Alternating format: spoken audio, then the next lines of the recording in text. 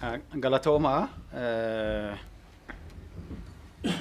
sagantaa yayyaba faana aagaa waan barbaachiseef abbaan yayyaba faana aagaa faawundeeshinii kan ta'an obbo Haayileen kabajamoo obbo Haayileen nutti himanii jiru.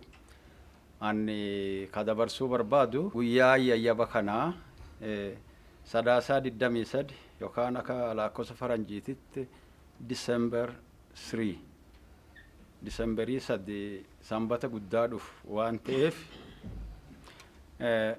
warrooti namnooti naannoleen warri federaalaa abbootiin taayitaa adda addaa namni quuqama aagaa qaddan namni aagaa hin beekne waan jiru natti hin fakkaatu. Addunyaan isin beekaa akkuma amma asiin dura ifame kana inni abbaa addunyaa kanaati. Itoophiyaan irra darree Afrikaaf addunyaaf waan inni hojjetaa ture hin beektanii yoo sirni gadaa akka hambaa addunyaatitti yuuniskootti galmaa'u shoora guddaa taphatanii jiranii akkuma beektan. Kanaaf namni hundi guyyaa san keessattuu instituutioniin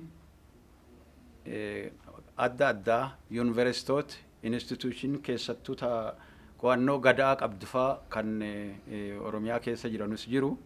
Yuunivarsiitiin namni kun guma irratti hirmaatee gumaacha isaanii waan godhuu qaban shoora isaanii akka taphatan hoteeluma Sharaatenii kanatti gaafa sanbata guddaa namni guma akka irratti hirmaatu yaamicha dabarsaa.